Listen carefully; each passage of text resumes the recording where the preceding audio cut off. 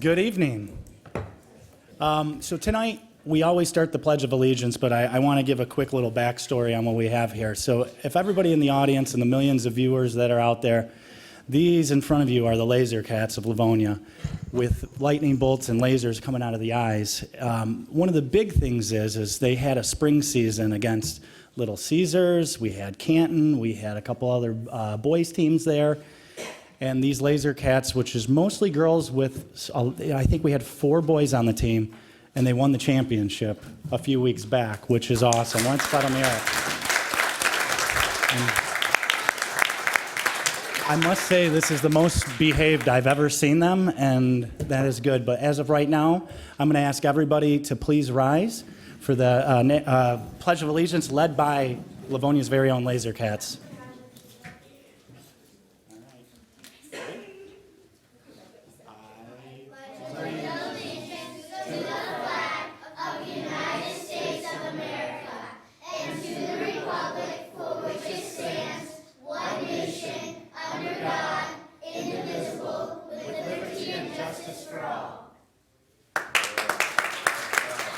Good job, kids. Council President, is that true that this team, they're most likely better skaters than you are? Without a doubt. Without a doubt. These are the youngsters, and they did a heck of a job, and we appreciate everything on that. And if you guys want to hang out, you can, but if you want to leave, you guys can do that as well. Whatever you'd like to do, but you did a great job. Go Laser Cats. Exactly. All right. I know this is a hard act to follow, but I'm going to jump right into the special recognitions and tributes, and we have a special guest, which is our state representative, Matt Kolazar. I know he's got to follow a tough act, but he's going to give a brief update on all things Lansing. Thank you, and good to see the entire council. I got to say, with all due respect to the Chargers and the Spartans and the Patriots, Laser Cat, that is the coolest logo I think I've ever seen on a jersey. That is awesome. We got to trademark it. Right, you absolutely do. Amazing.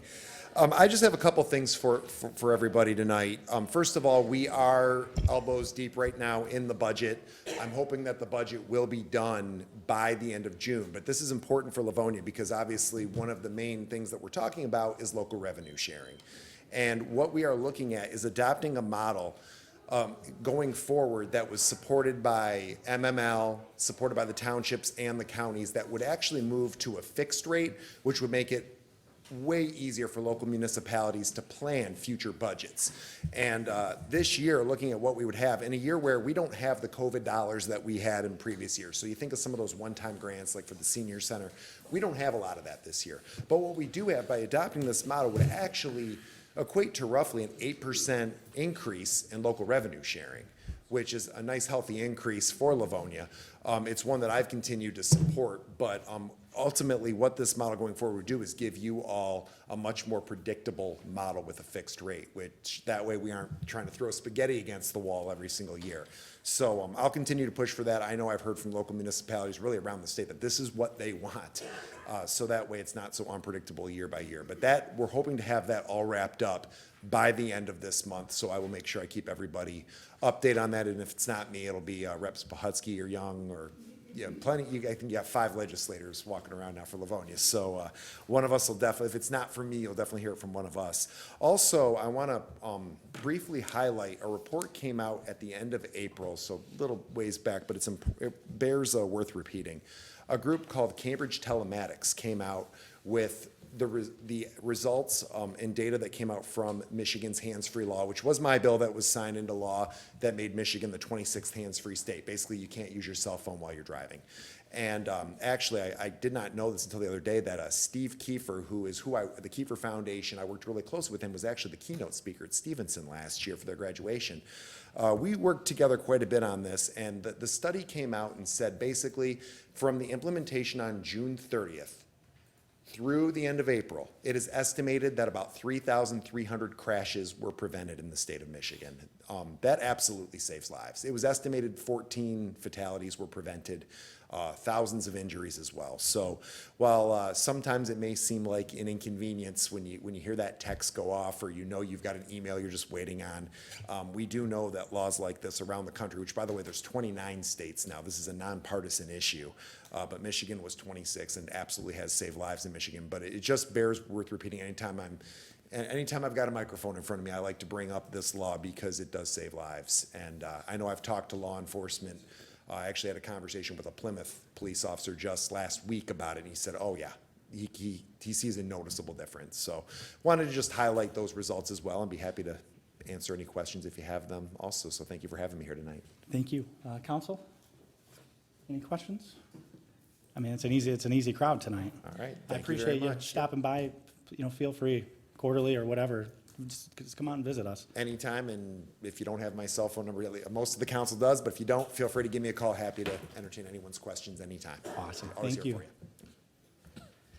for All right, with that, we're going to jump into the meeting. So I'm going to formally jump into saying welcome to the 1994th regular meeting of the Livonia City Council. This is a voting meeting. Meetings of this minute will be approved at the next regular meeting scheduled to be held on Monday, June 17th, 2024. Madam Clerk, will you please take the roll? Councilmember Jolly, Present. Vice President Tashnik, Here. Councilmember Donovic, Councilmember Budzinski, Present. Councilmember Morgan, Here. President McCullough. Present. I think I mixed it up because everybody's starting to go, but we are missing today Councilman Toy, so we are showing 6. Right now, I will entertain a motion for the minutes from the regular meeting held on May 20th, 2024. Support. I have Donovic and Tashnik for support. Any comments from the audience for the minutes? Seeing none, Madam Clerk, will you please take the vote? Councilmember Jolly, Aye. Vice President Tashnik, Aye. Councilmember Donovic, Aye. Councilmember Budzinski, Aye. Councilmember Morgan, Aye. President McCullough. Aye. The minutes pass 6-0. We're going to move on to audience communication. This is, the council has set aside 30 minutes for items that are not on the agenda. If you have audience communication, please make your way to the podium, and you'll have 3 minutes. Name and address for the record. Thank you, President McCullough. Steve Johnson at 18240 Sunset. I first want to thank Vice President Tashnik and Councilmember Budzinski and being so generous with their time to hear some of our concerns. We really appreciate it. I wrote an email to the mayor, which I'd like to read now. Hello, Mayor. I hope this message finds you well. I want to inform you that sadly my family and others have been the victims of discrimination in the city of Livonia. It is not discrimination based on race, color, religion, national origin, disability, age, sex, or sexual orientation. The discrimination we have and are experiencing is based on where we live in the city of Livonia. We are in the area between 6 and 7 miles around Merriman Road. As you know, there is a banquet hall on Merriman Road between 6 and 7 miles, and it, on a regular basis, is violating the noise ordinance, well past the quiet time of 11 p.m. In doing so, our peace and quiet is being disturbed inside of our homes. Our rights to quiet enjoyment of our properties is not being afforded to us as others in the city have the luxury of. We've phoned the Livonia police after 11 p.m. hundreds of times over the years now. When we tell them we want to file a complaint, they tell us we would have to do so with the Ordinance Enforcement Department. To their credit, they do tell us that they will send a police officer to check it out.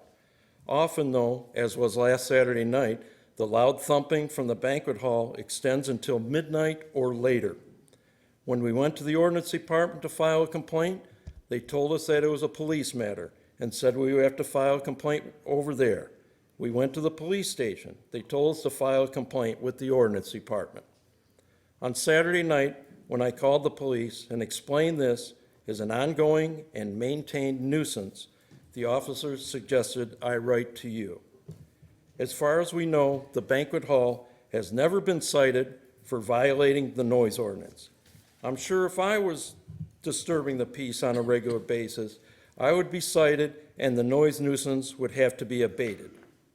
It appears as if This is intentional non-enforcement of local regulations and is not fair to the citizens who simply want to live in peace and quiet. Thank you for your time and attention to this matter and any help you can provide to resolve this issue. Thank you, President. Thank you, Mr. Johnson. Anybody else for audience communication? Name and address for the record, and you got 3 minutes. My name is Matthew Shalam. I live at 8844 Cardwell. I just thought it was appropriate to come up after this gentleman over here because I'm having the same issue. I stood before you guys almost a year ago with a stack of documents I gave you. One was a petition with everybody on my street and then the surrounding neighbors of the Live Lounge on Joy Road, 27719 Joy Road. We had told you guys what was going to happen. We brought you in news articles when this place was in Dearborn Heights, that the city council finally got rid of them because of all the problems they were having, all the violence they brought in. And, well, now they're here, and now I'm dealing with the same things. I've all given you guys a packet with overview pictures. I've given you a picture of the parties that are going on there every night. This is only supposed to have a capacity of 42 parking spots, which I only counted 30. And if you look at the overhead view, I really hope they were not counting the back parking lot that they have locked, and they lock all the time. So with that, I pulled some Livonia ordinance out in here, one about non-residential parking, that there shall be no non-residential parking 300 feet in front of their front doorway. But if you can see by the pictures, it extends a half a mile down Cardwell Street. They're parking on both sides, that we could not get fire engines if we need to, ambulances down our street.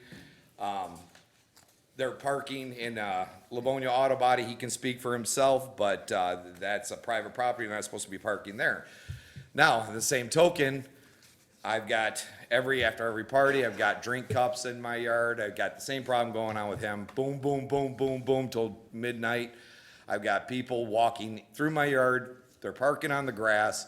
In this instance, in the pictures I showed you here, I actually had somebody park in front of my driveway. And I had to go out. You'll see the picture where I had just told them, you can't park here, you have to leave. My son tried to get home. He pulls in. He's got to go around on West Chicago to come back in the opposite way. And he starts taking pictures of all the cars coming out. Well, these people weren't happy about that, and they were casting a lot of racial dispersions on him. That's when I had to come out and get involved. I have called the police department. They've been great, and they come out here. But the thing is, this is a quiet street, and we shouldn't have to deal with this. We didn't let them in here. I don't get paid to sit out in my yard for 6 hours to make sure people are not causing trouble. I've also incurred expenses. Now I've had to set up security cameras because they're throwing garbage over our wall. They're up all night. Also, there is no sidewalks on Cardwell Street. So these people are parking, and then they're walking in the middle of the street. Now, I have the one section of sidewalk that attaches to their property. So that's the 3 minutes. Or am I already at 3 minutes? You're at 3 minutes, and then we're moving on to council communication, which I'm sure some of my colleagues would probably like to address. Okay, Thank you, sir. thank you.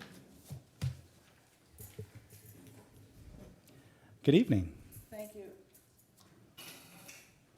Just, if you give me a moment to set my timer, since there's still no clock, I'd appreciate it.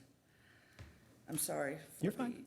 the delay, but I don't want to go over, and we know we do not have a clock. So, here we go. Thank you. Good evening.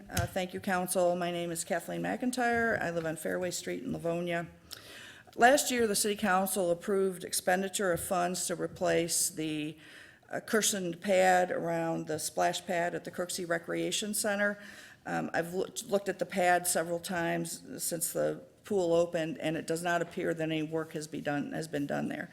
I know that projects and construction work and repairs take some time to get going, but I wonder if maybe at the next meeting you could provide an update of where we are.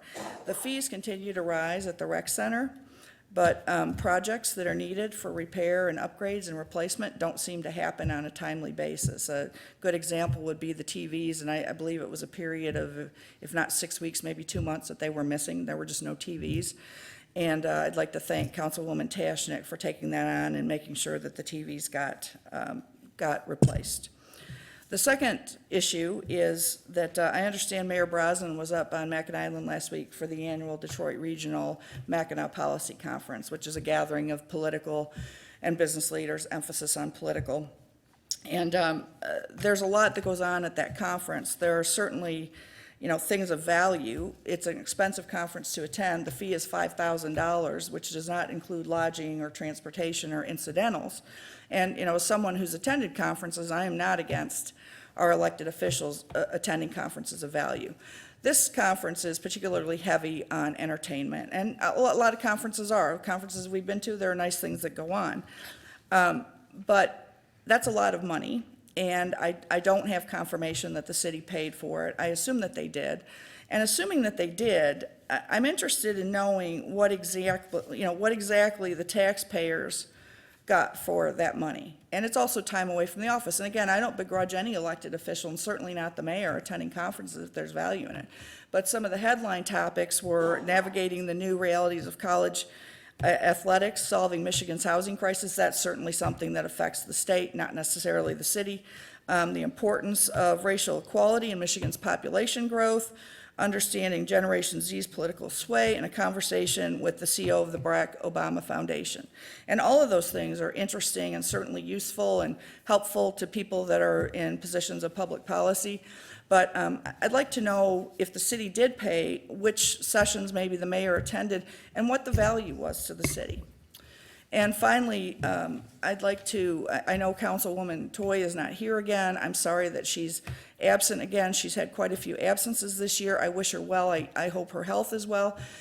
There was a time when and I'm out of time, so I'm going to withhold the rest of mine until the study meeting. Thank you. Thank you.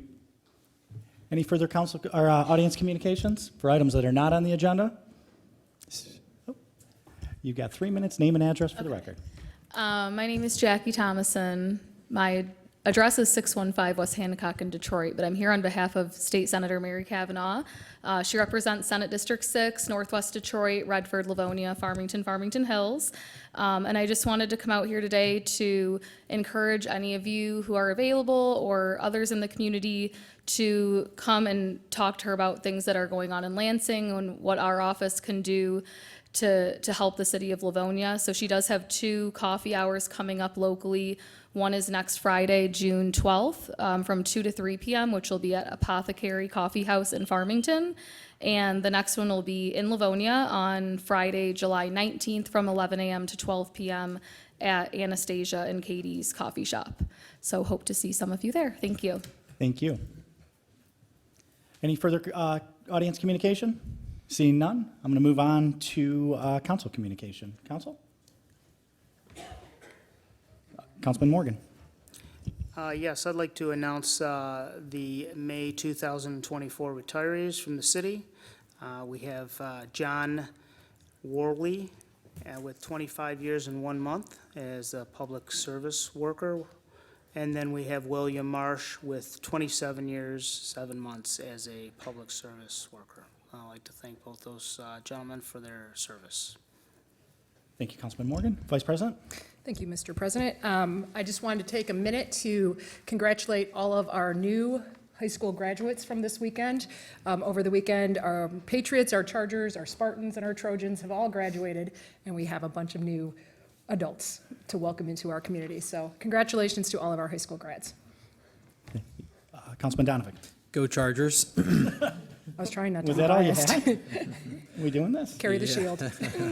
So I wanted to address the Live Lounge, the residents over there. I've spoken to them a few times, and I remember when this came up last year or so, and I had concerns of it back then. What's happening is these retail centers / single-story office buildings the landlords have started renting out their space, which they have every right to do, but they've started to rent these spaces out for these like entertainment venues. They're little entertainment centers, and they essentially end up becoming a club.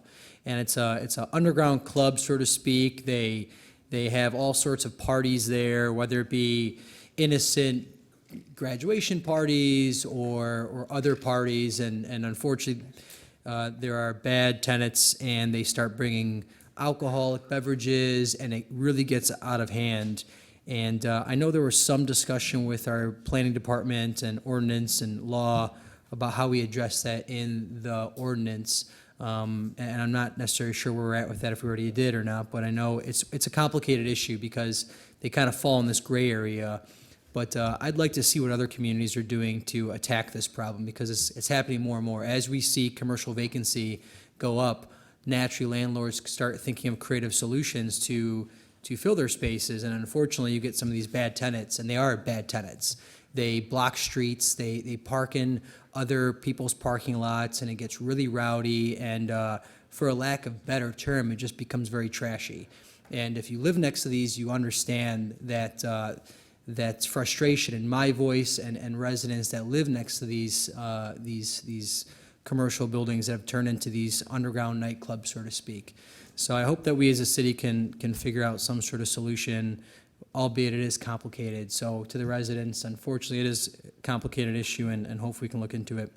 And then I wanted to show some love to my colleague, Councilwoman Budzinski, and Ted Davis in Parks and Rec, and some of the staff at Greenmead, and also one of our city contractors. So as a veteran, and Councilman Morgan's a veteran, there's a lot of great veteran activities that happen in our community, and one of which happened fairly soon, or already did, excuse me, at Greenmead. There is a Veterans Park, a little garden. And I didn't know about it, but there's, and I'm going to let Councilwoman Budzinski talk about it, but I'm going to put her on the spot. She reached out to one of our local vendors, Rotundo Construction, and Greenmead, some of the people there, and Parks and Rec, and they built this really cool garden for disabled veterans. And they may not be able to walk, or in their wheelchairs and things like that. And they came up with a really cool solution. So I just want to say thank you to Councilwoman Budzinski for doing that. I know there's a lot of veterans in this community, especially the disabled ones, but also wanted to say thank you to Rotundo Construction. They actually donated all of the concrete and all of the manpower, and especially in today's world where things are so expensive, you know, material and labor, for them to go out of their way and donate that to help veterans in our community, help our city, that was pretty awesome. So thank you to Rotundo Construction, thank you to Greenmead and Councilwoman Budzinski and Parks and Rec, and it's pretty cool. Thank you. Councilwoman Budzinski. Yeah, so thank you, Rob, for bringing this up. I'm hoping to share more and even do a ribbon cutting at Greenmead. A local veteran who served and is active in our community came to me with the idea of taking one of the plots at the community gardens at Greenmead and making it accessible to those who may be wheelchair bound or just have difficulty walking on uneven terrain. So with the help of Greenmead, who was all in on the project, so again, big kudos to our Parks and Recreation staff for their commitment to this project as well. We've been able to brainstorm and get this project moving forward again.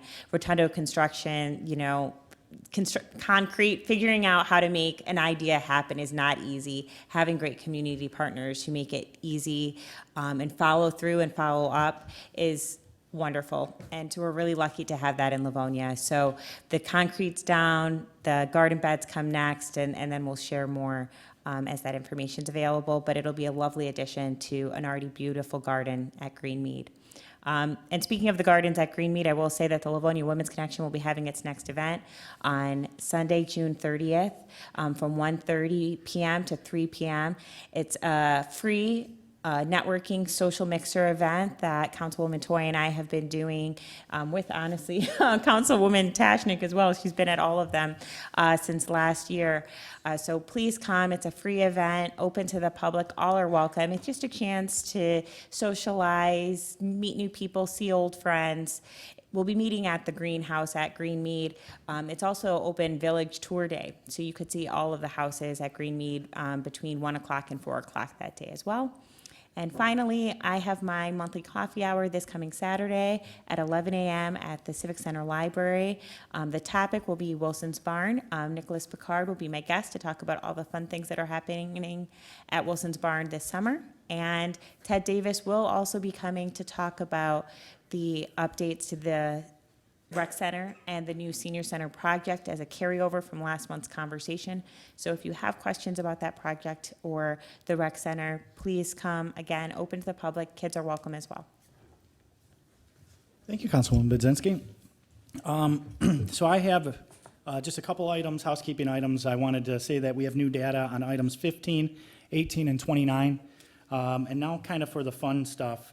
I'm trying a new thing here because our department directors for the city usually hear from city council. It's usually us complaining about something or anything. So I want to pay it back. And I've got a few items. Todd, who's our city engineer, I got to tell you that the project remediation that's happening right now on Farmington from the contractor doing the underground work, top notch.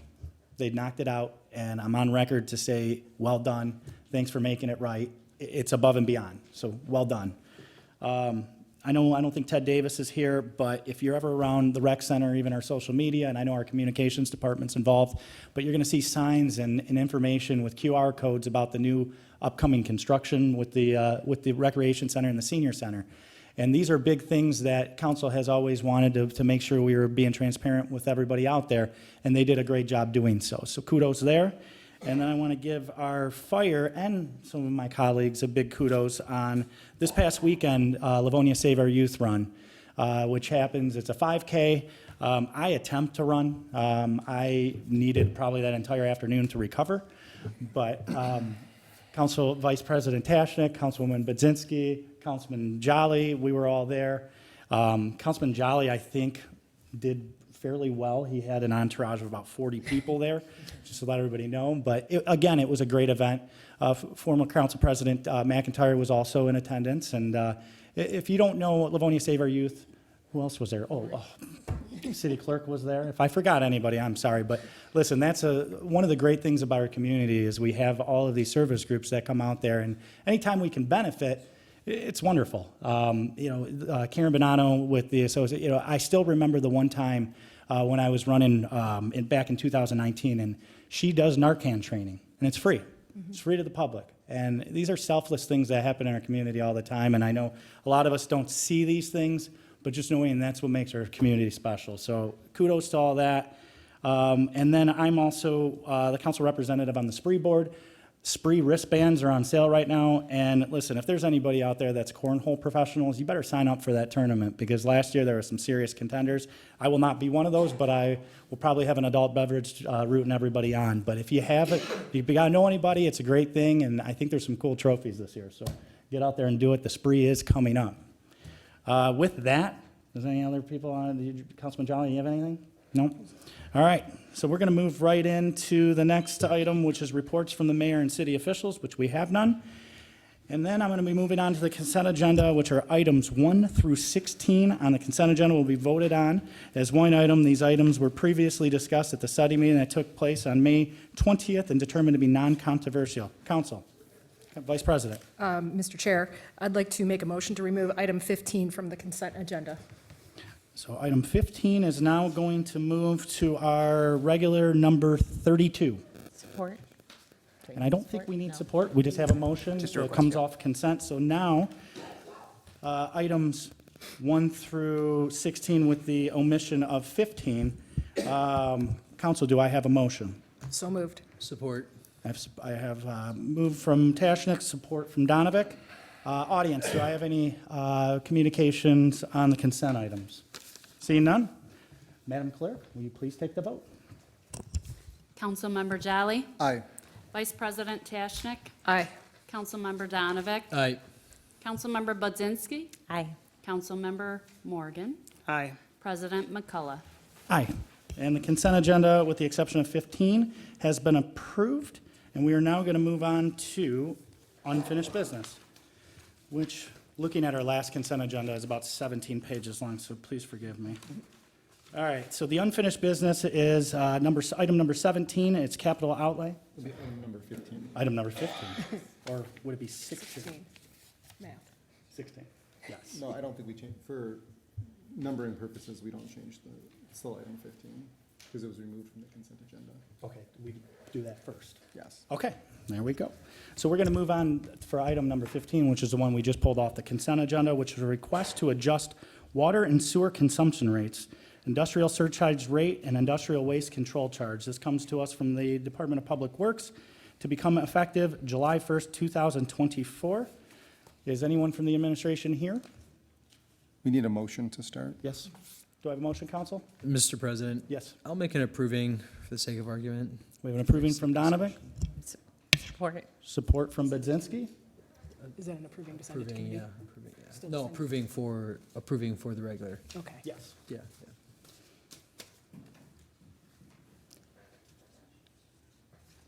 Just come to this one. Oh, perfect. Today would be the regular. Yeah, we'll be Yes. voting on it today. It'll require a first read. That'll be a first read. First read. Yeah. But we're not kicking it to the next regular. Yeah. Okay. Administration? Do we have, oh, there's Deb.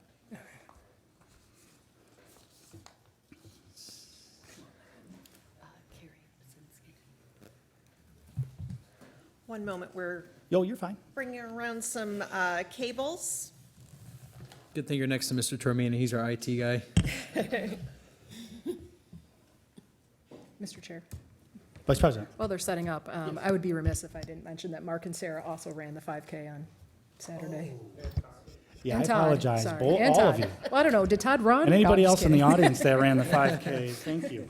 As I looked that way, I realized Yes. it. Sorry, off No, that's topic. my bad. The city engineer was inspecting the sidewalks and roads as he was running. Yeah, he's doing the Paisley ratings.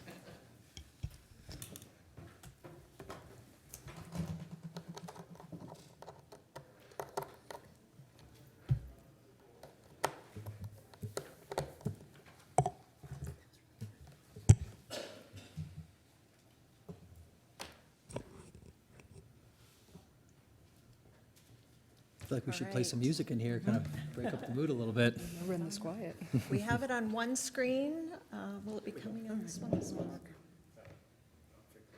Okay, thank you. Council President and council members, thank you for indulging us this evening. We wanted to take a few minutes to explain the agenda item relating to the water and sewer rate setting. We've had the opportunity to speak with a few members of the Infrastructure Committee. This slide presentation that I'm going to go through this evening was included in your agenda packet at the last study session. And I just want to go through a few of the items to share with you and address any questions that you may have. The first item I wanted to bring to your attention is related to the rate setting process. It always seems like the water and sewer rates are on a condensed time frame, and that is true. We have about 90 days from the time we receive our new rate increases from Great Lakes Water Authority until they go into effect on July 1st. During that time, we're also trying to get information from Wayne County on what changes will come from them.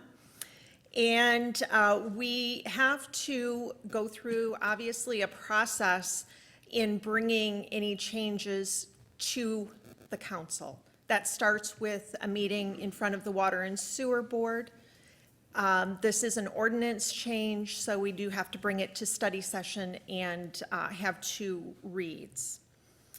When we're setting our water and sewer rates, our goal is always to set fair rates that will cover our operating costs and ensure that we can maintain the city's infrastructure. When we look at the cash requirements for the system, we break those costs really into 2 categories: fixed costs and the variable costs. So the fixed costs really are the items that we have to pay for, whether we sell 1 gallon or 1 million gallons of water. Those costs are set, and they are part of what we have to pay as part of having access to the Great Lakes Water Authority system and to ensure that we can afford to improve our infrastructure on a proactive basis and pay our debt service payments over time. But you can see that the total fixed portion of the costs is almost $32 million, and the variable costs that change with the usage amount is about $17 million. Of those fixed costs, $25 million come directly through Great Lakes Water Authority and Wayne County. When we look at the revenue, what our target is, it's really just to match what those operating costs are. In this case, we're projecting operating costs of just under $49 million. That comes from a combination of fixed charges and usage charges. You can see the second and the fourth line items are the fixed charge revenue, which is much smaller at a little over $13 million than our actual fixed costs. So we really endure more of the risk of dealing with those costs through the per unit charges. When we look at what we're charged by Great Lakes Water Authority, it includes things like the distance that we are from the Great Lakes Water Authority plant, the annual volume that the city uses, the maximum amount that we use on any given day, and the peak usage in a single hour. Those are the factors that determine what our draw on the system is. Our goal is always to set our contract limits at the lowest level possible without going over, because if we do exceed those contract levels, there are significant financial penalties. We've done a great job of staying within those contract guidelines and have really benefited from that in our contract negotiations with Great Lakes Water Authority. When we set the rates, there's two major assumptions that we look at. What do we expect our water sales to our customers to be? What is that volume? And how much water do we expect to buy that we don't get to bill out, which we refer to as water loss? When we look at the trend in water sales, over time, those amounts that we typically sell to the average consumer has declined.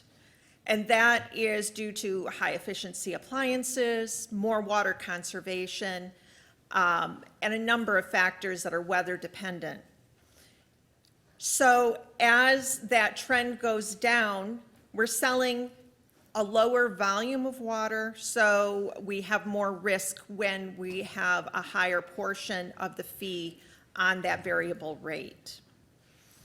When we look at the difference between the water that we purchase, which is the orange line, the top line, and the water that we sell, which is the blue line, the gap in between is our water loss. That is normal with every water system that exists. We have water hydrants, fire hydrants that are used. There's the occasional broken water main, a variety of reasons for that. We use a rate of 7.1% in our water rate calculation, which is well within industry standards. Generally, any water loss below 10% is considered a very robust and well-run system. When we have presented this information to you, the per unit charge on the left side of this slide is broken down into three components: the water per unit charge, the sewer per unit charge, and the fixed charge. The water currently is at $3.21 per unit. with a proposed increase going to $3.57 per unit. For the sewer, it's $3.04 currently, with a proposed increase to $3.35. And the fixed charge, which, as I'll show you on the following slides, has not been changed since 2016, and we're proposing a modest increase of $3.50 related to that. We always want to make sure that we're not unduly impacting certain users, so we always look at what is the impact on a low, medium, and high-use customer. For a low-use customer, this change would be a per quarter increase of approximately $10.20, or a monthly increase of $3.40. For the average user, that increase would be $16.90 per quarter, or $5.63 per month.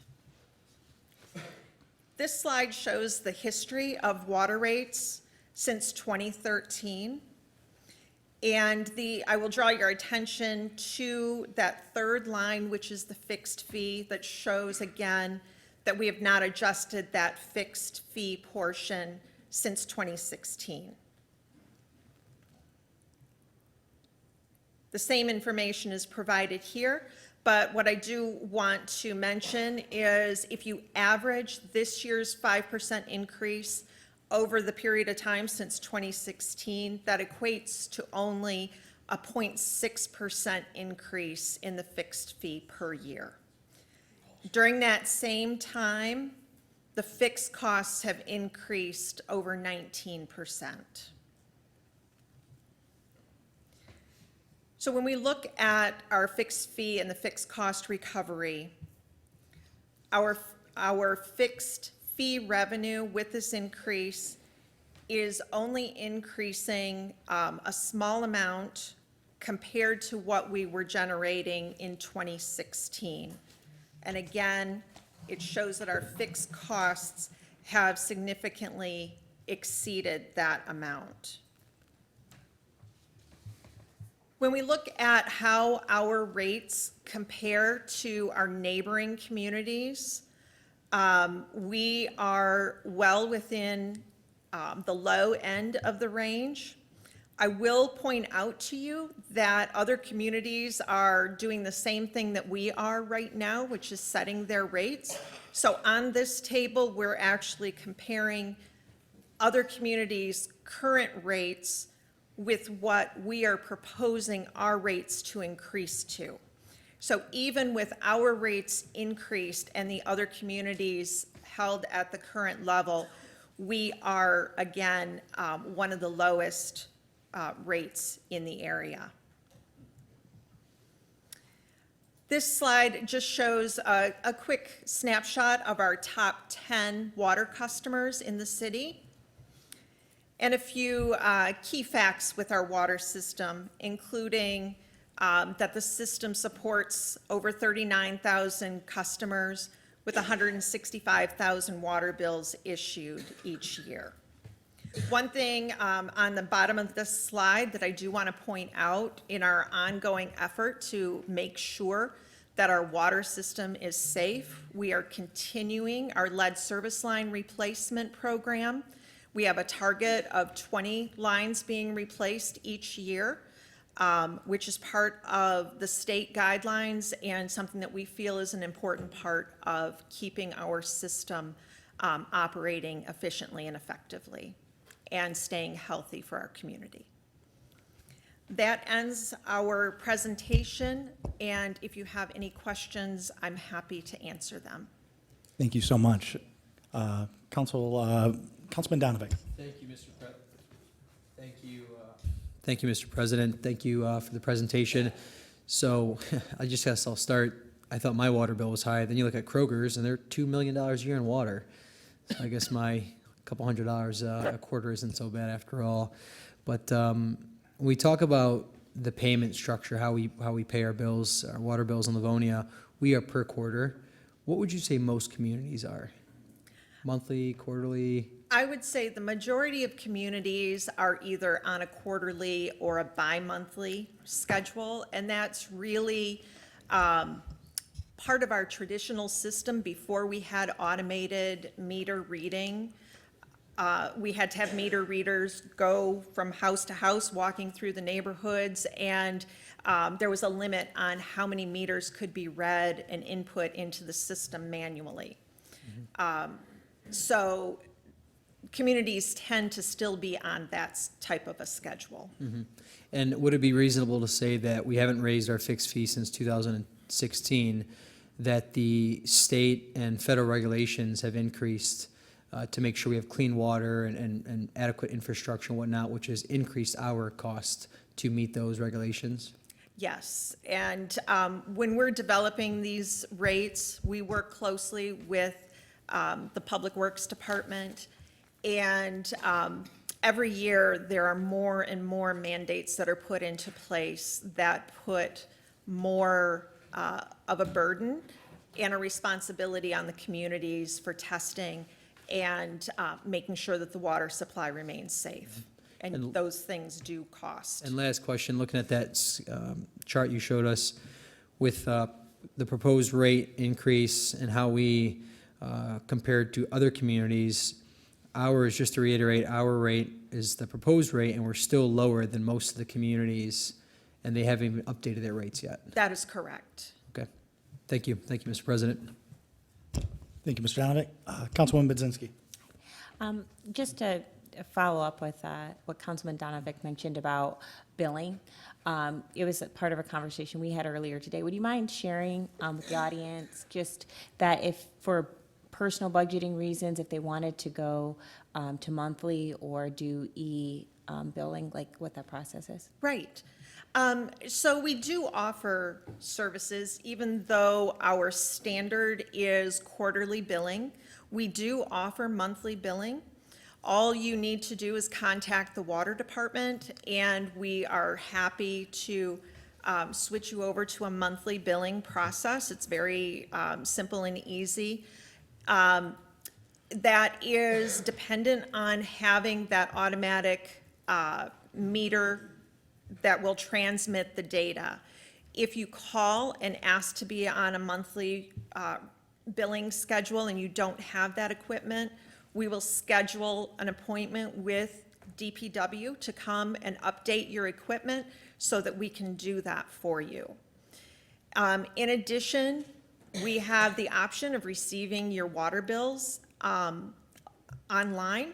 We can email them to you, one less piece of paper in your mailbox.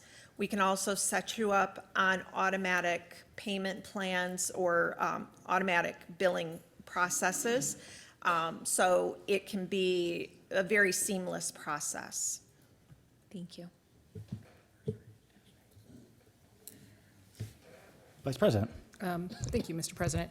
I just wanted to point out, by the way, I know with the tech snafu a little bit at the beginning, we didn't get to introduce you. So this is Debbie Lichtenberg, our new finance director, and I know you've been at the previous council meeting, but for the millions of people tuning in right now, I want to make sure that everyone recognizes who you are. Thank you, I appreciate that. I also want to say that I met with Debbie and her team last week to discuss the water rates and learned a lot about that. And most of this cost increase is a push through from Great Lakes Water Authority. Correct. So it's not like we're going out and trying to make a profit really here. It's really a push through.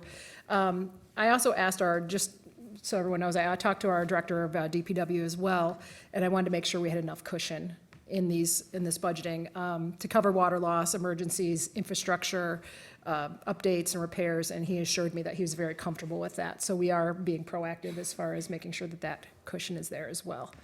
That being said, I'd be happy to offer a first read on this. Awesome. Thank you, Vice President. And right now, just because we had to have a motion for us to speak, I'm going to ask that the original motion be withdrawn, if that's okay. Mr. President? Yes, please. I'd like to withdraw my original motion, please. Thank you, Councilman Donovic. And we will go with the first read. Okay. We have a first read. I appreciate taking the time and effort and meeting with everybody behind the scenes. There's a lot that goes on, especially, I know the public gets a brief glimpse at this, But Deb has been incredible, working around everybody's schedules to make sure we have the right information, and she does her due diligence on everything, so thank you. Thank you. Do we have any communication from the audience in regards to item 15?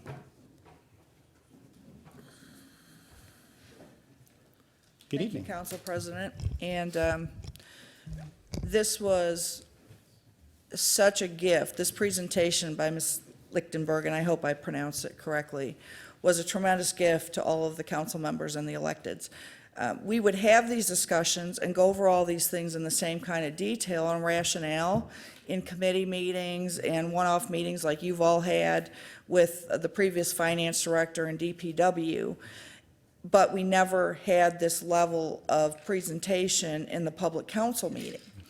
And as a result, we would get some council members who were very hesitant to vote against water rates and would use that politically to say they didn't want water rates increased, and nobody did, but they could vote no because they had enough cushion, knew that the rest would vote yes, because if we don't vote yes, our bond rating falls on the increased rates. But this was tremendous. And when you get the calls, which you all will, from residents who are very upset about the water rates, who don't understand, right, how they're set, why they have to be set like they are, where we are relative to other communities, you now have an outstanding YouTube clip to direct them to. So I just wanted to say this was fantastic. And again, something council got and people that came to committee meetings could get, but most people don't. So this was excellent. Thank you. Yeah, we definitely appreciate it. It's good transparency. Anything else from the audience? Seeing none, we have a first read. Thank you again. We are now going to move on to item number 17 under the unfinished business. This is the Mr. President, Mr. Donovan. procedurally, since, and maybe this is the parliamentarian law, since there's multiple actual ordinances with this item, do we have to offer individual first reads for every item, or can we handle it as one? I can't remember how we've handled it in the past. I think if you make it clear that you are offering a first read for each of the intended ordinance changes, that's sufficient. We can cover it. So to clarify, does yours cover? It does cover. Okay. Thank you. So, thank you. Thank you. All right, moving on to item number 17 is unfinished business. This is the Capital Outlay and Infrastructure Committee meeting that was held on May 15th, 2024. The subject matter of the 2022 Facility Condition Assessment and Space Needs Assessment. I'm going to hand it over to my colleague, Mr. Donovic, who has done a ton of work. Again, I'm giving kudos out everywhere, but there's been a lot of work and effort behind the scenes again on fixing our buildings and the facility assessment. So take it away. Thank you, Mr. President. I appreciate those kind words. Bear with me. This is, I believe, our fourth or fifth meeting now, and I try to skim through these quickly. However, it's a very important topic, so I don't want to miss anything. The Capital Outlay and Infrastructure Committee focuses on our buildings and infrastructure in the community, and specifically right now, the subject matter of the 2022 Facility Condition Assessment and Space Needs Assessment. The committee members that were present was myself as the chair, the vice chair, Mr. Jolly, and the member, Councilwoman Budzinski. Other members present was Council President McCullough, Council Vice President Tashnik, and Council Member Morgan. The mayor was there, and a number of our department heads, and we also had a representative from Miller Canfield, which is our bond representative, and he is a former Livonia City Council member, and he was a longtime CEO, and his name is Mike McGee, so thank you, Mr. McGee, for coming. And then Paul from Plant Moran Real Point as well. He is one of our real estate consultants we've been using through this process. The meeting was convened at 7 p.m. The mayor and finance director, which you just recently heard from, Deborah Lichtenberg, started the meeting off introducing again some of our representatives. Mr. McGee gave us a presentation on the history of municipal bonds and the fact that Livonia has a very favorable bond rating, which essentially is our credit score as a municipality. It was explained that the city could enter into a bond for the construction of City Hall, and that Miller Canfield will be our representative on this and verify that we are within compliance and other governmental regulations. Mr. McGee explained that we would need to utilize our financial advisor for specific financial numbers to really give us an idea of how much we'd bond for, what we'd spend the money on, and those sorts of financial implications. Mr. McGee gave the in-depth explanation on that bond process, the legal requirements, and city council's role, and sort of a rough timeline on what that process would look like if the city of Livonia moved forward. A number of council members had a lot of great questions. The PowerPoint presentation is included in the packet and has been made available for all members of the public. So it's a very dense packet. There's a lot of information. I'd be here for an hour talking. And as much as I love hearing my own voice sometimes, I think that I'm going to just keep going through it. So if you do want to really get into the meat and potatoes of that packet and all the numbers and information on the bond process and where the city of Livonia falls with that whole process, please go to our city website. You can go right to our agendas and see that packet. Our city attorney, Mr. Carter Fisher, gave us a presentation on the roadmap and project milestones, explaining the process moving forward and what that would be and what council's role is in this process. This presentation went into the various options the city has with construction representation and what project delivery methods there are available to us. The presentation explained that council has approval authority for the award of contracts and various project delivery methods for contract of owner representatives, bond notice of intent, bond ordinance to initiate the sale of bonds, final site plan approval, and change orders that significantly alter the contract price or scope. So again, the long and short of that is our city attorney is kind of giving council a better understanding of where we fall in this bond process and if the city was to move forward on building a new city hall and a new police department and some of our critical infrastructure buildings. Wanted to say thank you to the mayor, who has expressed a willingness to continue a good working relationship with council. This is a big project. This was the fourth meeting that we've had on this, and these meetings are always very in-depth, and there's a lot of detail, and the department heads show up, and council members show up, and every one of these council members has a unique experience they can bring forward to this process, because the fact is these buildings are all old, and they're unfortunately at our point in this generation, they're coming to the end of their lifespan, and this council and the mayor and the department heads and really us as a community have to try to understand how to tackle that issue. And for better or worse, we're the ones in the hot seat now, and these buildings are aging, and we have to come up with creative solutions while keeping our taxes low for the residents and all these other expensive things happening. So I want to say thank you to the mayor, the council members, the department heads, our representatives, because it is definitely not an easy process. We will have another meeting. The mayor has asked for another meeting, and that will continue to update council on that process moving forward, Plant Moran and some of our representatives. That meeting will be in July, and again, that committee meeting is open to all members of the public. They're at 7 p.m. Again, if you'd like to understand this process and the intricacies of it, it's very complicated, doing large-scale developments with taxpayer dollars and thinking into the future 50, 100 years down the road. So please come by. I want to thank all my members on the committee and, again, all my colleagues on council for attending these meetings. They're very long and important, but this is a pretty exciting topic. And that would conclude my notes. Thank you, Mr. President. Thank you, Councilman Donovic. And we are keeping this in committee. Yes, sir.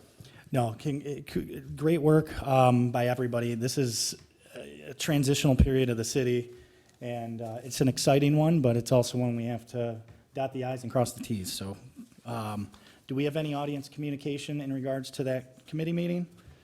Seeing none, I'm going to move on to item number 18, which is our Finance and Budget Committee meeting that took place on May 22nd.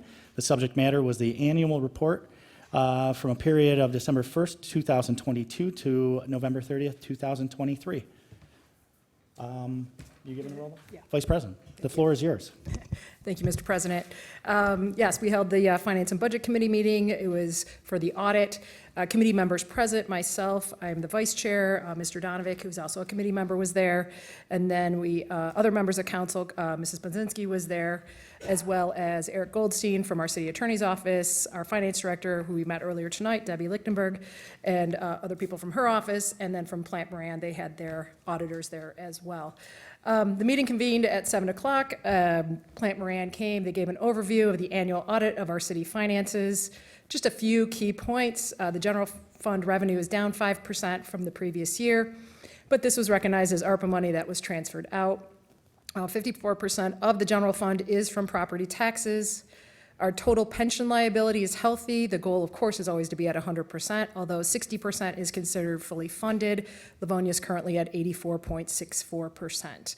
In 2022, Livonia switched to Medicare Advantage. This resulted in a slight overfunding. As of 2023, we are now fully funded, and this has reduced the city's required contributions going forward. The report did include an emphasis of matter paragraph, and this is required to be disclosed in the report note 18 to the financial statements. The December 1st, 2022 net position of the governmental activities, business type activities, and enterprise funds had to be restated to correct a misstatement due to a change in actuaries. The issue is not expected to reoccur. The city worked in partnership with Plant Moran to correct the report. And the opinion from Plant Moran is that all numbers are now reliable and correct. Their opinion is not modified with respect to this matter. The only area that the city may need to examine for budgeting is surcharges by the court. Surcharges go to debt services of the building and are no longer sufficient to cover these costs, which has resulted in a need to transfer money from the general fund. The full report is quite lengthy, is on the city website if you really would like to dive into that a little bit deeper. But at the end of the day, Plant Moran was very confident that our numbers were reliable. And at this point, we are going to receive and file the 2023 audit report as submitted, and this item will remain in committee. Thank you, Vice President. Any further comments from council? Seeing none. Any comments from the audience? Seeing none. We're going to move on to item 19 under our unfinished business. Number 19 is a request to waive the driveway ordinance requirement. This comes to us from Matthew Rowe for their home on 36804 Sunnydale Drive to exceed the 25-foot ordinance and allow widening their driveway to 30 feet. Council. Mr. President, Mr. Jolly? I'll offer an approving. We have an approving. Do we have support? Support. We have support from Budzinski. Would you like to speak on it? Yeah, I'll just note that I've had an opportunity to see the residential address described in this item, and I actually think it would be an improvement overall to the residents to pave the entire driveway in the way that the petitioner has described. There is currently a rock extension of the driveway, not near the curb or on the tree lawn rather, but further up the driveway, and I think this would make the overall site look better. So for that reason, I'll offer the Thank you, approval. Councilman Jolly. Anything else from council? Seeing none. Anything from the audience? Seeing none. Madam Clerk, will you please take the vote? Councilmember Jolly. Aye. Vice President Tashnik. Aye. Councilmember Donovic. Aye. Councilmember Budzinski. Aye. Councilmember Morgan. Aye. President McCullough. Aye. And the motion carries 6-0. Moving on to item number 20, which is a request to waive the sidewalk requirement. This comes from Brittany and Nicholas Onifer for a newly constructed home at 15940 Ingram. Council. Mr. President, Mr. Jolly. I'll offer an approving We have an to approving. waive the sidewalk requirement. Thank you. Do we have support? Support. Support. Support from Vice President. Would you like to speak on this one? The petitioner is requesting to have no sidewalk because there are no sidewalks that it would connect to. So we don't need a sidewalk to nowhere Fair at this enough. time. Council, anything further? Seeing none? Audience, is there anything further? Madam Clerk, will you please take the vote? Councilmember Jolly. Aye. Vice President Tashnik. Aye. Councilmember Donovic. Aye. Councilmember Budzinski. Aye. Councilmember Morgan. Aye. President McCullough. Aye. And the motion carries 6-0. You don't have to put a sidewalk in. Have a good night. All right, moving on. Item number 21, which is a proposed amendment to the zoning code of ordinances as amended. This comes to us from the Department of Parks and Recreation to amend Chapter 8.24.050, which is keeping wild animals, birds, and bees, in order to allow introducing beehives on park property for educational purposes. Council. Mr. President, Mr. Jolly. I'll offer a first read. We have a first read. Council, anything further? Mr. President, would it be inappropriate of me to say no because I'm afraid of bees? I mean, you do have that vote. Councilman Jolly. Thank you, Mr. President. So this goes along with it's one small step towards the fruition of the Greenmead 365 master plan.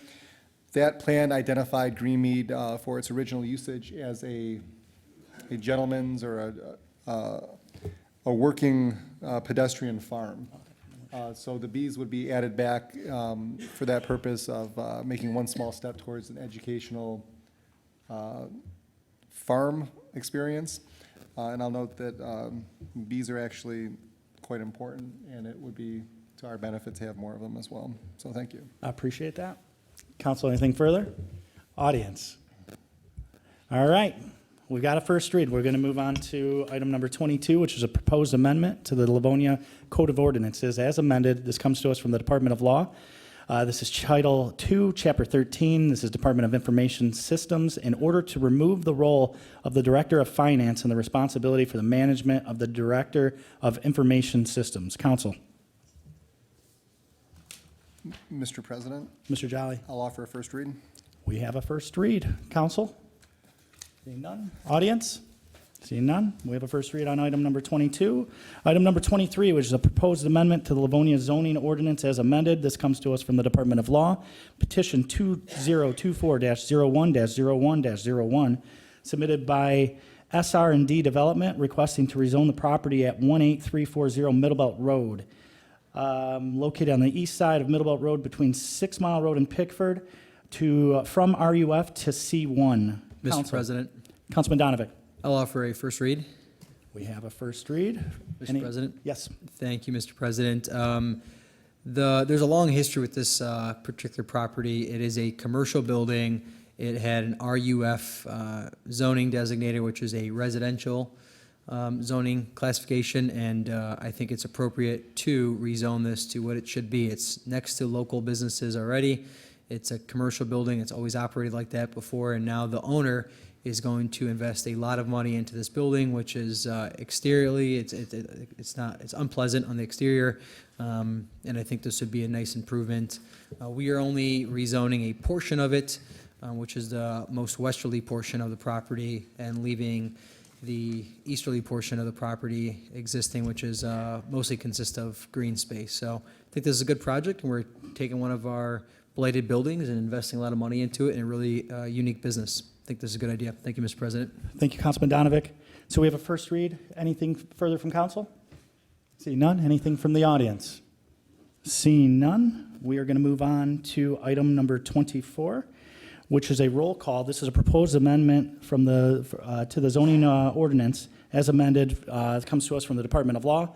Petition 2024-03-01-02, submitted by Bellagio Homes Incorporated, requesting to rezone the properties at 19282, 19316, and 19358 Newburgh Road, located on the east side of Newburgh Road between 7 Mile and St. Martin's Avenue, from RUF to N2. First reading was given by Councilman Donovan on May 20th. Councilman Donovan. Thank you, Mr. President. Similar with this property is a vacant old blighted house. If you ever drive down Newburgh, just north of 7 Mile on the east side, you'll see two old farmhouses, and they look really bad. They're falling apart. Roofs are caving in, floors are caving in, and a longtime developer in our community, Bellagio Homes, is bought in the property, and they are going to build 6 homes on this portion of it. They're going to be your standard 70-foot wide lots. However, these lots are very deep. Some of them are over 200 feet. Well, all of them are over 200 feet deep. And they're trying to preserve as many trees to the east to buffer the homes that border it to the east. So I think it's going to be a really nice project. 6 new homes right here, plus 3 with another item. So you're going to have some really nice homes in that area, and we'll solve a really ugly problem that is there right now. That's all I'll offer. That was an approving. Yes, so you're offering a second read. Yes, second Which read. will go to a roll call vote. Council, is there anything further before we go to the vote? Seeing none, anything from the audience? Seeing none, Madam Clerk, will you please take the vote? Councilmember Jolly. Aye. Vice President Tashnik. Aye. Councilmember Donovan. Aye. Councilmember Budzinski. Aye. Councilmember Morgan. Aye. President McCullough. Aye, the motion carries 6-0. We're going to move on to item number 25, which is a roll call vote. It's a proposed amendment to the Livonia zoning ordinance as amended. It comes to us from the Department of Law. In regards to petition 2024-03-01-03, submitted by TCM Development, requesting to rezone the properties at 19380 and 19384 Newburgh Road, This is located on the east side of Newburgh Road between 7 Mile and St. Martin's. From RUF to N2, first read was given by Council Vice President Martha Tashnik on May 20th. Vice President. Mr. President, thank you. This is a very similar situation to the one Mr. Donovic was just discussing, brought to us by TCM Development. This property is just north of the properties that Mr. Donovic just addressed, so really the reasons are all very same, and I will offer a second read on this. We have a second read. Council, anything else? Don't forget the sidewalks that we added from this project now. We did add Yes, sidewalks. we did add the sidewalks. Did you have something? Yeah, Mr. President, I'll just note that item 24 and item 25, these do preserve the residential nature of the roadway between 7 Mile leading up to the Green Mead and also the golf course over there. We had in the past received several proposals to build doctor's offices or dentist offices and things like that. They would have been more intrusive to the surrounding neighborhoods and would not have fit the way that these newly proposed properties do. Thank you. Thank you. Any audience communication? Seeing none, Madam Clerk, will you please take the vote? Councilmember Jolly, Aye. Vice President, Mr. President. Oh, sir. Very good. 37379 St. Martin's. I think during the first read, we had discussed adding a sidewalk in that wooded area, which is my home. I own that woods there. And you said you were going to look at finding funding possibly to add a sidewalk so it would continue. Has there been any progress on that? I can adjust. So yes, so with that being the city's property, and I know Mr. Zelensky brought it up, to look at adding that to our future sidewalk program as the city of Livonia's sidewalk program to go forward on it. So that would be a city. It's in the system. Correct. Thank you. Thank you. All right, did we get to the vote? No. we are about to. There we go. Okay. We'll restart. Councilmember Jolly, Aye. Vice President Tashnik, Aye. Councilmember Donovic, Aye. Councilmember Budzinski, Aye. Councilmember Morgan, Aye. and President McCullough. Aye, and the motion carries 6-0. We will move on. Mr. President, Mr. Jolly. I'm going to step aside for items 25 and 26 and 27 to avoid the appearance of a professional conflict. Thank you. Thank you. All right, so we are on item number 26 as a roll call. It's a proposed amendment to the Livonia zoning ordinance as amended from the Department of Law in reference to petition 2022-12-01-02 submitted by the Basilica of St. Mary's, requesting to rezone parts of the property at 18100 Merriman Road and 30600 Brookview Drive located on the east side of Merriman Road. The first reading, this is actually taking it from public lands to N2, which is neighborhood. First reading was given by Councilmember Rob Donovic on January 17th, 2024. Mr. Donovic. Thank you, Mr. President. So this has been a very long agenda item, a lot of good feedback back and forth, and I'm happy because a lot of times when we have that feedback from the residents, from the petitioner, us as a council, we have a better picture of what's going on, and ultimately, in my opinion, we end up getting the best and highest use of the property and the plan itself. Just quick history about this. This property was owned by LPS. They sold a portion of that property to the neighbor to the north, which is the church St. Mary's. And it was zoned PL, and PL means it's public land because it was owned by a governmental agency. This portion of the land is no longer owned by the government, by LPS, and LPS, Livonia Public Schools, is a completely separate entity of the city of Livonia. This property is now privately owned. Just like if you buy a piece of property, your property is privately owned. And I think my justification from the beginning is I don't think there should be PL because it's no longer public land. It is now private-owned land. Furthermore, the vacant land itself that Livonia Public School owns is not parkland. It is LPS land. If they wanted to build a school tomorrow, they could petition the appropriate state agencies and they could build a school there tomorrow. And they could put up a fence around the entire thing and no residents could enjoy it whatsoever because it's LPS's land. And the city council, we do not have jurisdiction over public schools and what they're going to do if they want to build a school. So I'm okay with offering the approving for the rezoning. And just for the residents' understanding, how the city of Livonia handles it is we offer to rezone the property in the beginning stages and then eventually go through the site plan process. And we get down to the nitty-gritty details of the building itself, lighting, landscaping, height of the building, exterior facades. And tonight, we will be approving or denying both of those they're separate agenda items, but we do that actual voting action at the same time. And if we were to deny the rezoning, then the site plan essentially would die, and this land would not be rezoned. So I think this is a good project, and I'll be in support of it. Thank you, Mr. President.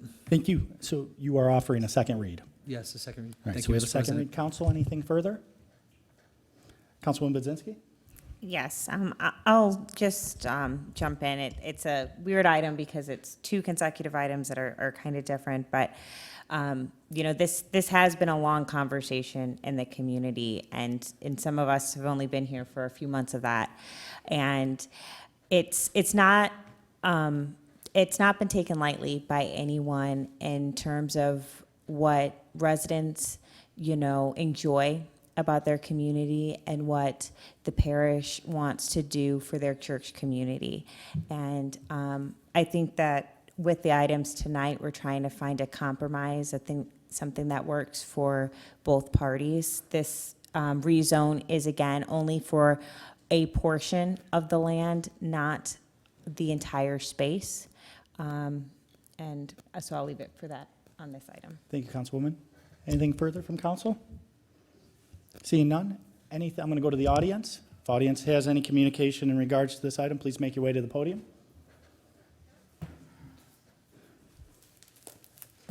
Hello, Good evening. Brandon Grisco with the law firm of Fosson and Grisco. I represent the petitioners, Basilica of St. Mary.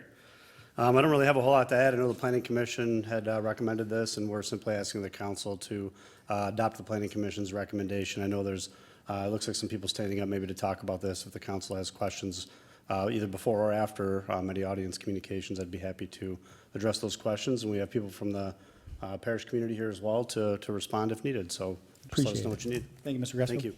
Good evening, sir. Name and address. Hi, Trevor Wilson, 17538 Hillcrest. Just a clarification point.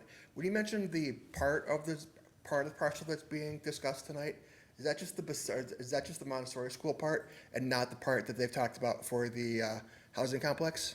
That is correct. Okay, so this is so that part will still be PL after correct. this. All right, perfect. Thank you. Thank you. Any other audience communication? Seeing none, Madam Clerk, will you please take the vote for item number 26? Vice President Tashnik? Aye. Councilmember Donovic? Aye. Councilmember Budzinski? Aye. Councilmember Morgan? Aye. President McCullough? No. And the motion carries 4-1. We will move on to item number 27, which is a waiver petition. This comes to us from the Planning Commission. Petition 2024-02-02-04, submitted by the Basilica of St. Mary's, requesting waiver use approval to construct and operate a Montessori school and family and youth center at 18100 Merriman Road, located on the east side of Merriman Road between 6 and 7 Mile. Council. Mr. President, Councilman Donovic. I'd like to offer that second read. This would be, I believe, an approving This would be the approving, or excuse denial. me. Yeah, I'll offer an approving. We have an approving. So, Just- do we have support? Support. So we have support from Vice President. Mr. The President. floor is yours. Thank you. So this is the site plan portion of this agenda item. Before we approved the rezoning, now we're looking at the actual site plan, which talks about, again, the nitty-gritty details of the plan itself, the building facades and all those sorts of things. Again, I think we really ironed through a lot of details. The building is essentially a little bit taller than a traditional two-story colonial at its highest point. This is just a school portion. We're not doing anything else with this property. And this building will look similar in nature of the existing church. So I think there's a lot of harmony there, so it doesn't kind of stick out. The lighting would be better. City Council and Planning Commission ended up adding more landscaping to buffer the homes to the east and to the south, which I think is a great improvement. I think there'll be better circulation for the potential for emergency vehicles, fire trucks, and ambulances. and I think this will be a nice project. One of the biggest things that I took away from it was the underground detention. Currently, there is no underground detention for stormwater collection when it rains and what have you. Now there is going to be a massive underground detention system that is underneath the parking lots, and that will collect rainwater, and it goes through this whole engineering cycle and will go back into the municipal systems, which I think is an improvement. And then also, I think an improvement is that they're not touching the wetlands to the north. Eagle went out and did an analysis. This building is staying on the impervious surface as it is, with a little bit of added asphalt towards the south and to the east, where there's an auxiliary building right there. But it's not impacting the wetlands at all. The experts have reviewed it, and they are doing a nice project, and I think this will be an enhancement to our community. Thank you, Mr. President. Thank you, Councilman Donovic. Vice President. Thank you, Mr. President. Yeah, I wanted to kind of echo a little bit of what Mr. Donovic had to say as far as the storm retention and the additional work that's going into that, so we appreciate hearing our concerns on that. I was just going to encourage the petitioner maybe to buffer not only around the Montessori, but maybe behind where the hall is as well, just so we can take care of some of these sound issues. So maybe when you're doing some of that additional landscaping with additional bushes, and we can use some of that to absorb some extra sounding, so the landscaping could act as a natural barrier. That's all. But otherwise, I really appreciate the back and forth that we had with this and the willingness to work with us in the community. Thank you. Councilwoman Budzinski? Yes, and I don't want to overstate, what my colleagues have already mentioned, but I do think it's really important to note that this is mostly going to be on area that already has a cement concrete landing. I know in previous conversations there's been talk about the need or use of a school, and I do want to say that, especially as a mother with young kids, that we do need early childhood education facilities. I do not think that this is in conflict with what LPS is doing.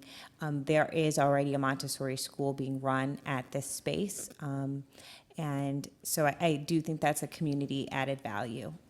Again, we've made sure that this project includes new trees, and I want to second again, as many trees as you can plant is really, yes, and we appreciate that. And I just want to reemphasize that I know, again, that the residents appreciate the open field, the green space, and that has been front of mind and in what we've brought to you as a council time and again.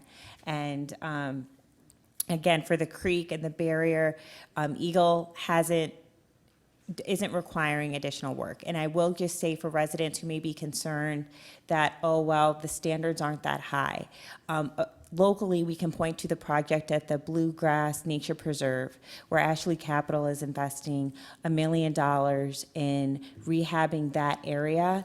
And it's because they're doing a project in New Baltimore where Eagle identified environmental threats. So they basically have to counter that negative action they're doing in New Baltimore with a positive one. If Eagle had concerns about the Tarabusi Creek, they would have made a requirement that something similar be done here, and we've not been notified in any way that that's the case. So, that environmental concern isn't something we have for this project.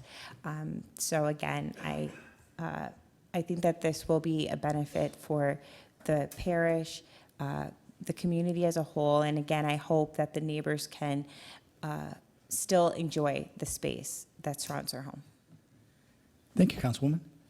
Anything further from council? Seeing none? Anything further from the audience? Father.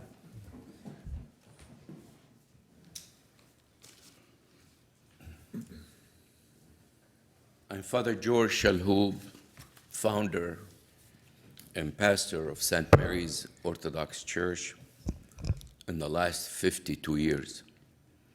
I want to thank the Planning Commission personally and the City Council who led us and our neighbor to come to a great understanding and helping us to be a neighborly. That is something means a lot to us. And we hope that the city and the neighbor will be more and more enjoyable of the property of the Montessori school and the family and youth center. And we've been a good neighbor. But I want to thank you for helping us reach that stage. God bless. Thank you, Father. Any further audience communications on this matter? Seeing none, Madam Clerk, will you please take the vote? Vice President Tashnik. Aye. Councilmember Donovic. Aye. Councilmember Budzinski. Aye. Councilmember Morgan. Aye. President McCullough. No. And the motion carries 4-1. You have an approving. We will now move on to item number 28, which is a waiver petition. This comes to us from the Planning Commission. It's petition 2024-02-02-05, submitted by NC Designers and Contracting, requesting waiver use approval to redevelop the existing gas station site, including construction of a new building with a drive-up window for a food service operation at 34901 Ann Arbor Trail. This is located in the southwest corner of Ann Arbor Trail and Wayne Road. Council. Mr. President, Vice President. I'll offer an approving on this. We have an approving. Do we have support? Ooh, I only got a photo finish here. I'm going to give it to Councilwoman Budzinski, if that's okay, Mr. Donovic. The floor is yours. Thank you. I'm by this area quite often. I think this will be a great addition to the area. It could definitely use a facelift, and as we saw the plans, that looks like it's going to be a great fit right in that area. So I'm excited to move forward with this project. Anything further from council? Mr. Donovic. Thank you, Mr. President. As expensive as construction is, to see one of our local business owners knocking down an existing gas station and building it brand new, there's a lot of great enhancements. I like the cross-access between the retail center to the south, which the petitioner also owns, and helps that traffic flow a bit better, some better positioned entrances and what have you off of the two main roads. I think this is a pretty cool improvement and much needed in the south side of Livonia, knocking down an old building and building a brand new one. So thank you. Thank you, Mr. President. Thank you, Councilman Donovic. Anything further from council? Seeing none, anything from the audience? Seeing none, Madam Clerk, will you please take the vote? Councilmember Jolly. Aye. Vice President Tashnik. Aye. Councilmember Donovic. Aye. Councilmember Budzinski. Aye. Councilmember Morgan. Aye. President McCullough. Aye. And the motion carries 6-0. We expect that building to be done in 2 weeks. Thank you. Have a good night, sir.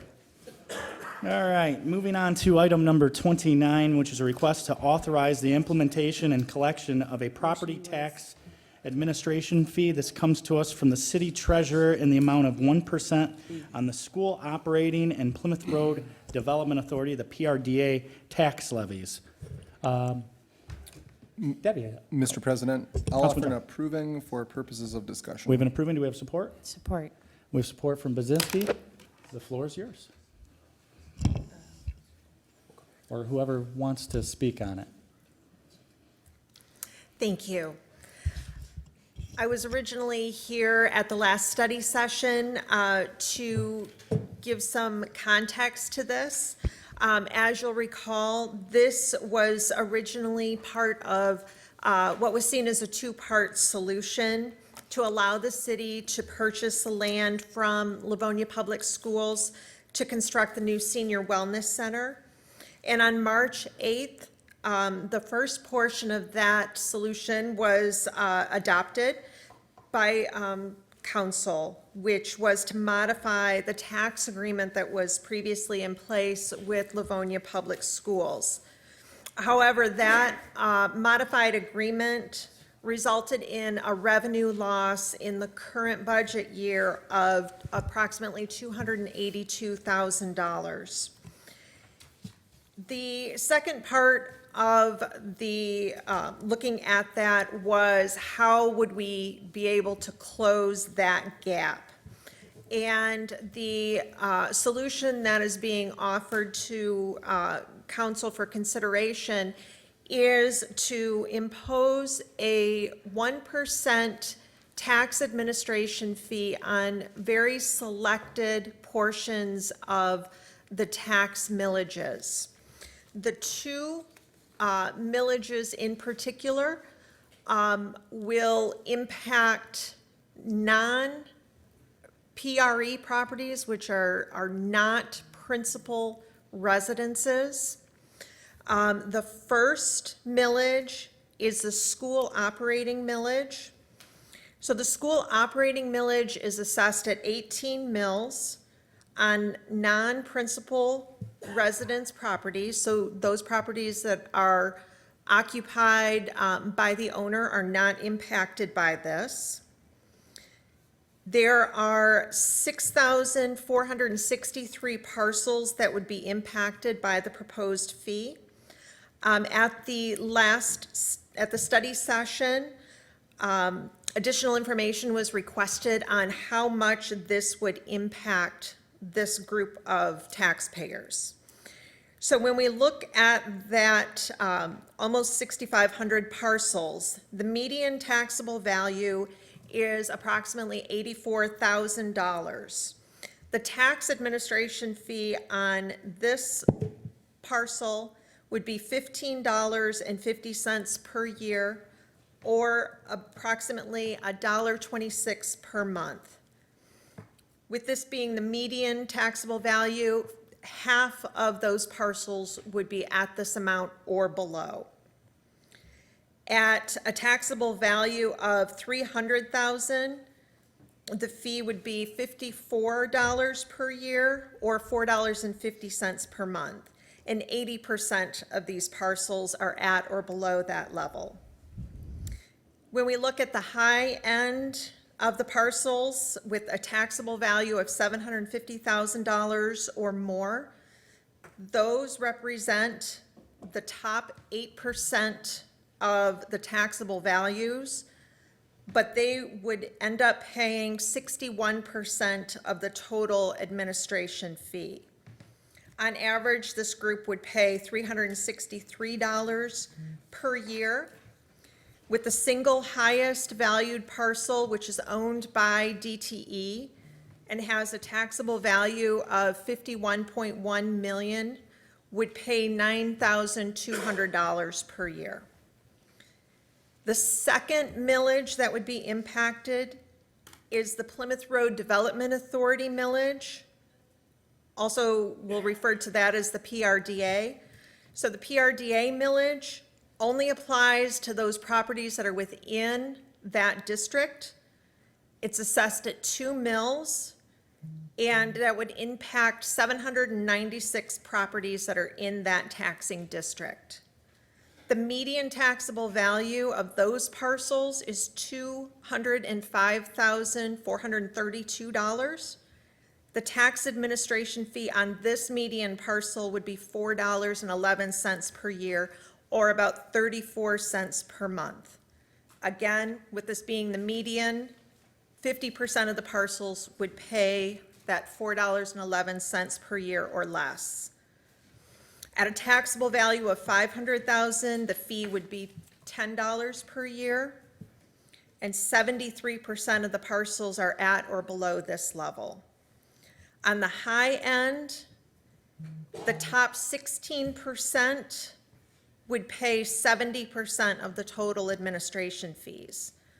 And on average, this high-end group would pay $47.24 per year or $3.94 per month. The single highest valued parcel, which is owned by T-Mobile, would have a taxable value of $20.9 million and would pay $418.56 per year. So when we look at a parcel that is at the median level and within the PRDA district, the fee that they would pay for the school operating millage portion would be $36.98. The fee on the PRDA millage would be $4.11, for a total administration fee of $41.09 per year, or $3.42 per month. That was the information that was requested at the last study session. If there are any other questions, I'm happy to answer them. One other item that I did want to point out is I was able to do a bit of research, and across the state of Michigan, 93% of the cities do assess some sort of an administration fee on their tax billing. Thank you. I'm going to go back to council. Mr. Jolly? Mr. President, thank you. Thank you for your presentation. Thank you for the information. So this is one of these votes that we are trying to do the work that we are charged to do. This is not an easy vote in regards to the premise of raising anybody's fees or taxes or anything like that. We as a city were operating under a model in an agreement with the Livonia Public Schools whereby we were charging the Livonia Public Schools at some point a very appropriate rate to collect their portion of the city property taxes. I believe that agreement started somewhere around 1994. The equation that was used to calculate the appropriate cost at that point has over time fallen into a situation where we were collecting too much money from the Livonia Public Schools, and the Livonia Public Schools were obviously not happy with that. This is something that I can understand as a parent of LPS students and, you know, being a member of this community. School taxes should be used appropriately for the schools, as city taxes should be used for city functions. Needless to say, we reworked that agreement to make it more just and more fair in terms of what we were collecting from the Livonia Public Schools. But in terms of doing that, we did leave this hole in our own city operational budget. And this is what this proposed administrative fee serves to do, is fill that gap. I commend the effort of those involved to narrowly tailor this administrative fee to those taxes that would have the least amount of impact on residential homes here in Livonia. It will not have any impact on residential homes that are homesteaded, owned and occupied.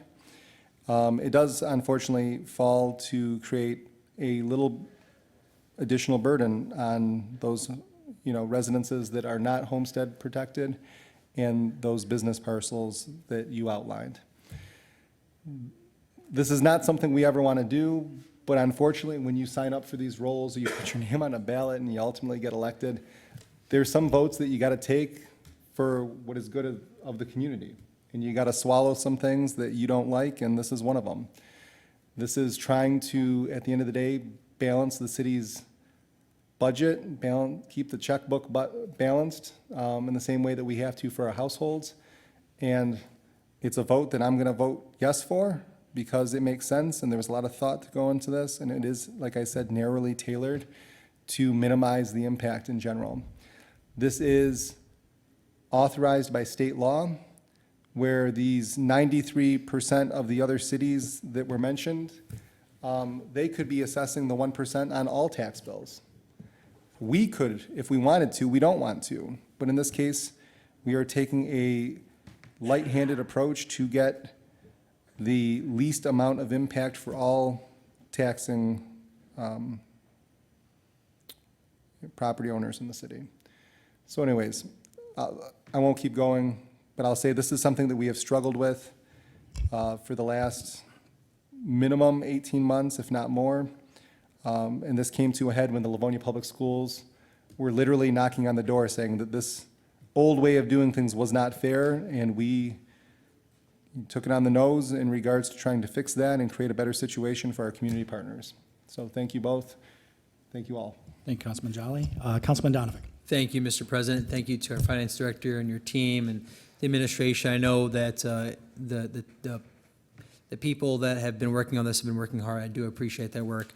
I'm not in support of this. For the residents watching or for the business owners watching, the long and short of this is we are raising taxes on businesses in our community because the city voluntarily negotiated a deal with LPS, and I don't feel like it's fair to place all that burden on LPS. We negotiated a deal.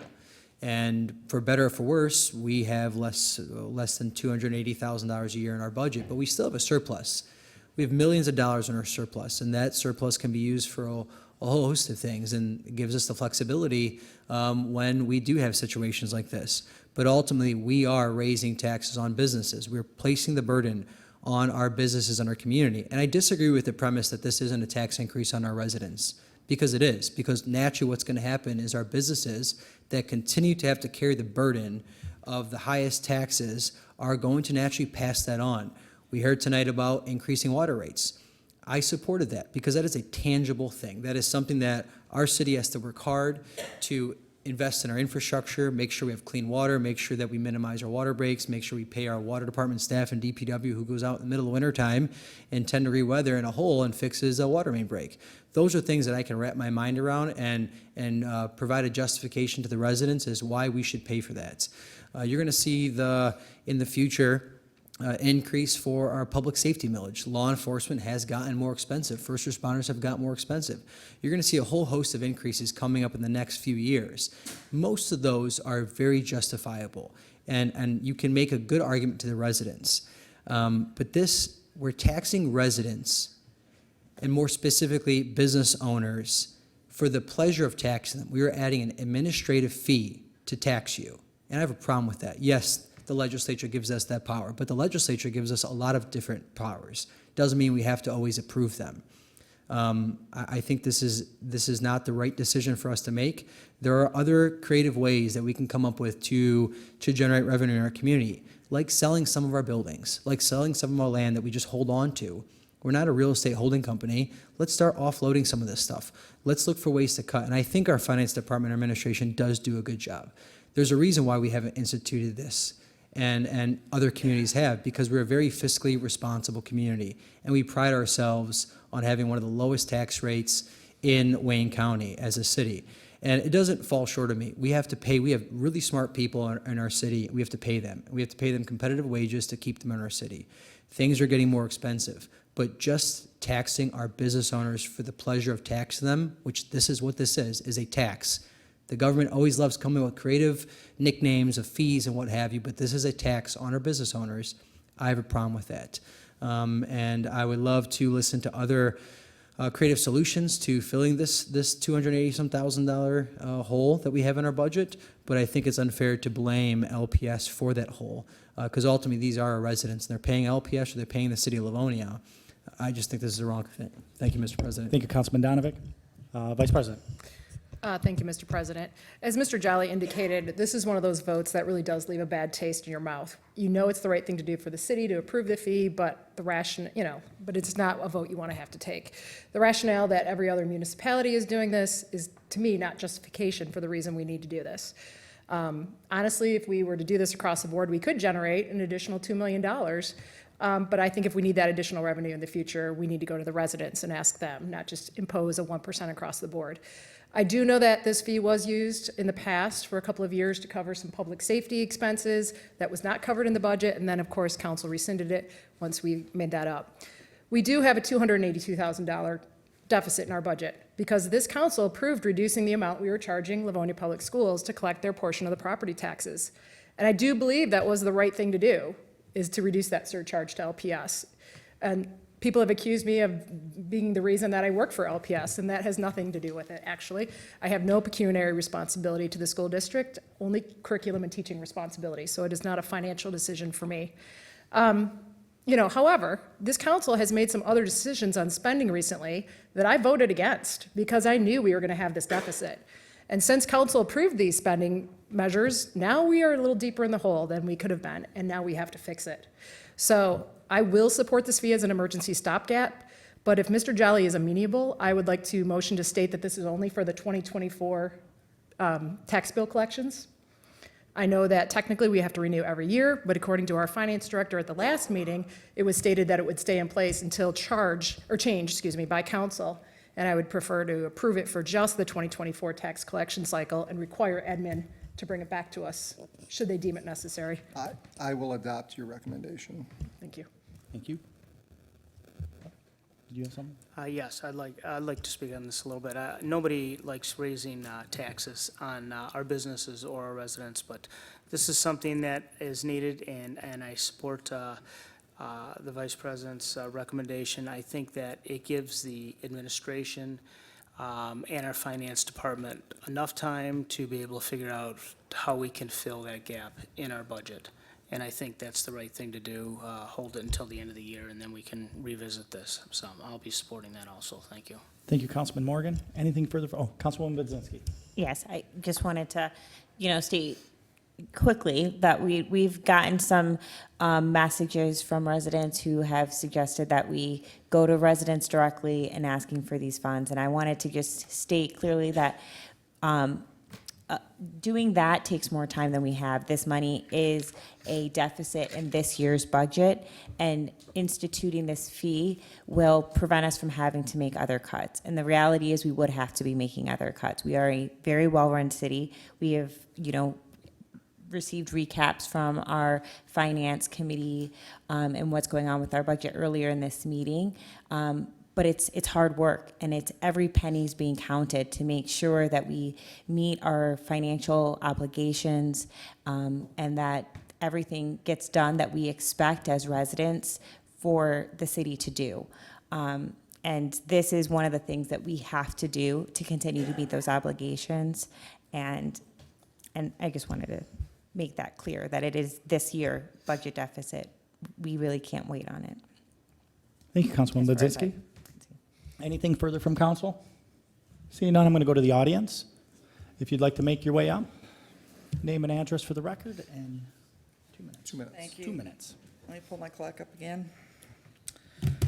Kathleen McIntyre, Fairway Street, Livonia, and this is a tax.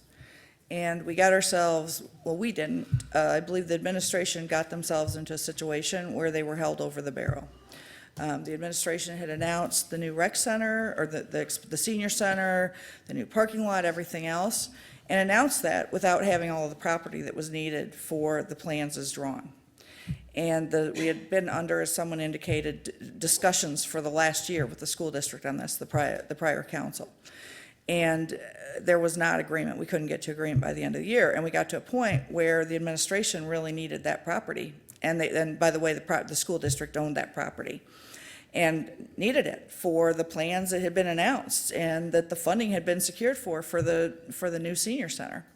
And so negotiations went on with the school district, and a compromise agreement had to had to be arrived upon, so the city could secure the land that was needed. And so taking this giant fee cut, and we had a lot of discussions, acknowledged that the fee was probably too high, but agreed to this big fee cut so the land could be secured for the senior center. And so now we are giving our businesses a new tax. Most of you voted to add $100,000 plus employee to the city, to the mayor's office, and that's a political appointee. It was a job that had been vacant for over a year, and there were no ill effects that we could see. So when there are comments about every penny, that's $100,000.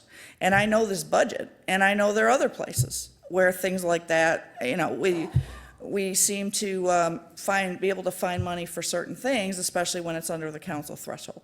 So I'm disappointed. This is not good for our business community. It's a tax increase. Just because other communities do it and we're allowed to do it does not mean it's a good idea. Thanks. Thank you.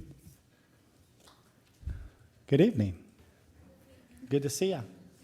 Name and address for the record. You got 2 minutes. Hi, everyone. My name is Allison Smith. I'm the Chief Financial Officer for Livonia Public Schools, so just across the street at 15125 Farmington. I came tonight to clarify a comment that was made at the study session on the 20th, and it made it into the records, into the minutes. And it was that if this agreement wasn't reached, that likely the school district would have sought additional millage. And that is not the case. And I want to be very transparent that we don't have the authority to go out for additional operating millage. We're bound by legislation that caps us at 18 mills, and that's what we levy, and not a penny more. So I wanted to clarify that, and also just to offer a little bit of context about the new agreement, and I think the council has done a wonderful job capturing that. It was an agreement back from 1990. I think it was based on how much the city was collecting in revenue on the school district's behalf. But when you look at the law that actually speaks to what school districts should be charged, the law says that schools should be charged for the reasonable costs incurred above and beyond collecting other taxes at the same time. Livonia Public Schools was paying nearly $500,000, and I'll point out that the budget for the entire Treasury Department is about $500,000, so we were paying quite a large fee, so I think it was very appropriate that a new agreement was reached. And we're, of course, eager to continue conversations with the city on what an appropriate fee would be, but just want to acknowledge that we wouldn't have gone to get additional mills if this new agreement wasn't reached. And also thank you for taking the time, and I will acknowledge Scott Barr, who put a lot of time into this last year, researching this topic to make sure that the council was well versed in it, and I don't know that we'd be where we are without all of that legwork. So thank you to him, and also thank you to the entire council for making this a priority for you and taking this issue up. Well, thanks for hanging out with us. Thanks. We're a lot cooler than the school board, I know that, but that's fine. You don't have to say that on record. Anything further from the, oh, no, you guys are there, sorry. Anything further from the audience on this matter? Seeing none, Madam Clerk, will you please take the vote? Just for clarification, who made the motion and seconded? We had Neither motion one of from us had Jolly, Budzinski on support. Thank you. Do you need Carrie to adjust the support on my addition? Oh, I don't think we, No. nope. We're okay? Okay. Thank you. Councilmember Jolly. Aye. Vice President Tashnik. Aye. Councilmember Donovic. No. Councilmember Budzinski. Aye. Councilmember Morgan. Aye. President McCullough. Aye, and the motion carries, was it 5-1? Yes.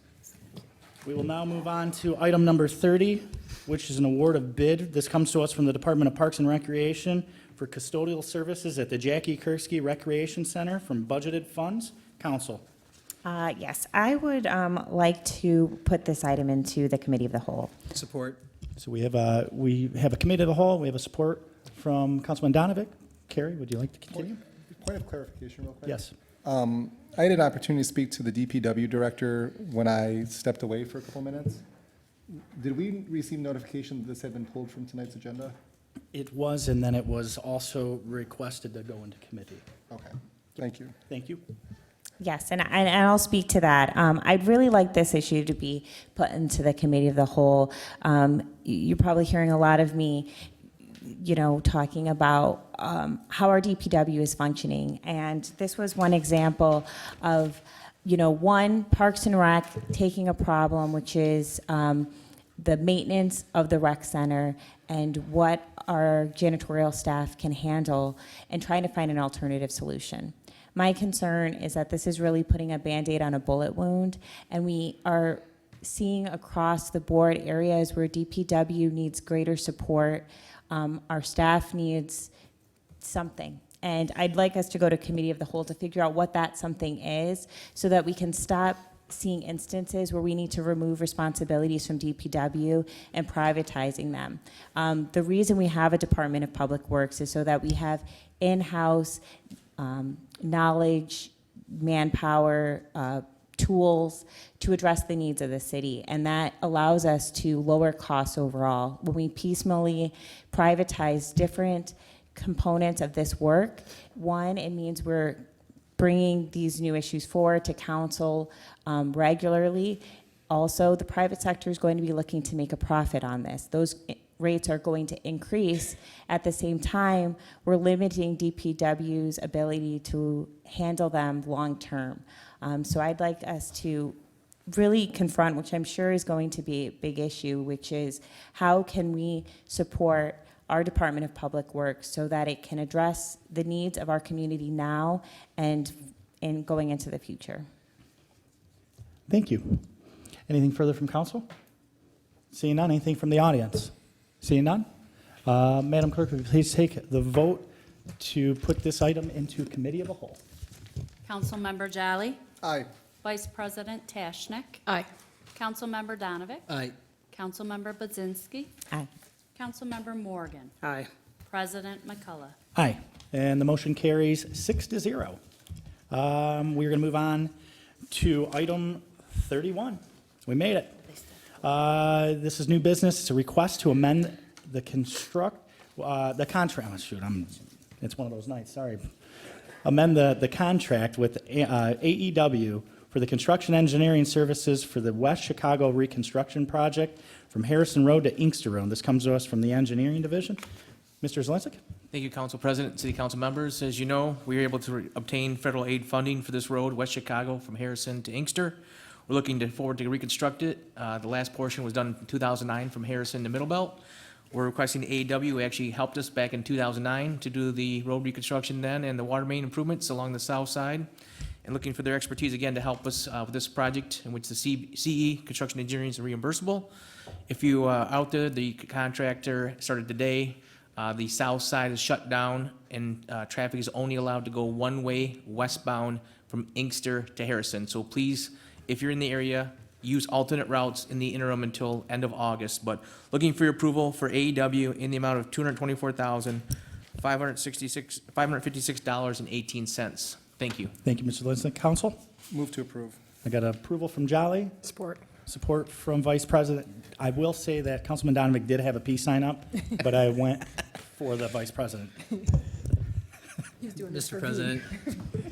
The floor is yours. Thank you, Mr. President. A couple years ago, I spoke to our esteemed city attorney, Mr. Zelinczyk, and we talked about this, and it's kind of a pinch me moment, because I know we talked about it, man, it must have been like 2020, and you're like, hey, it's going to happen in 2024, we're going to get the federal dollars, and the money's going to be there, and sure enough, here we are. So thanks to the engineering department and your better half, Dave Lear up there, for the work that you guys do.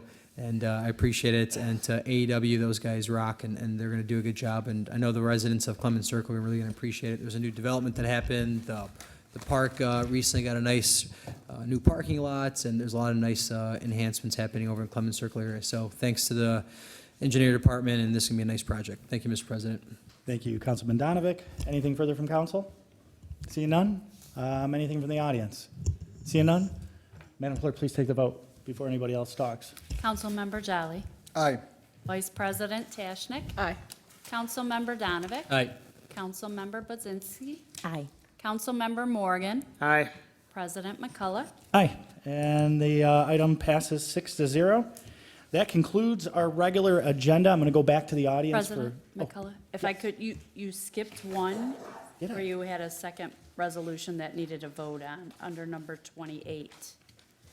It has to do with the 60-foot setback Oh, requirement. good call. Unfortunately, Good that, catch. well, Carter caught it, not myself. So that was He's an. just making me speak. No, that's good. Thanks for catching it. So we did have, if we're going back to item 28, There's a second. there's a resolution. second item which waives the setback. Council? Mr. President, Vice President? motion to approve. Got approval? Support from? Support. Donovan? Any questions from council? Mr. Fisher, we were just testing you. Good job. Yeah, you passed. Carter, you did well. You're hired. Yeah. So everybody, the millions of viewers out there, we, Carter caught this, which we were challenging him to catch, and he did, which is good. But we missed a second item on item number 28, which was a variance to the setback. So that's what we're doing right now. So we have an approving, we have support, audience. Any questions from the audience? Seeing none, Madam Clerk, will you please take the vote? Councilmember Jolly. Aye. Vice President Tashnik. Aye. Councilmember Donovan. Aye. Councilmember Budzinski. Aye. Councilmember Morgan. Aye. President McCullough. Aye. And the item carries 6-0. And now that officially concludes, unless, well, Mr. Zelinczyk's laughing, you better not have another one there. That concludes the regular agenda. I'm going to go back to the audience for items that are not on the agenda. Seeing none, I'm going to go back to council. Mr. President, Vice President, motion to adjourn. what are you going to say? Jim, do you want to carry us out with something fun? Second. Good night, Livonia. We'll see you in 10 minutes for the study. You said 10, right?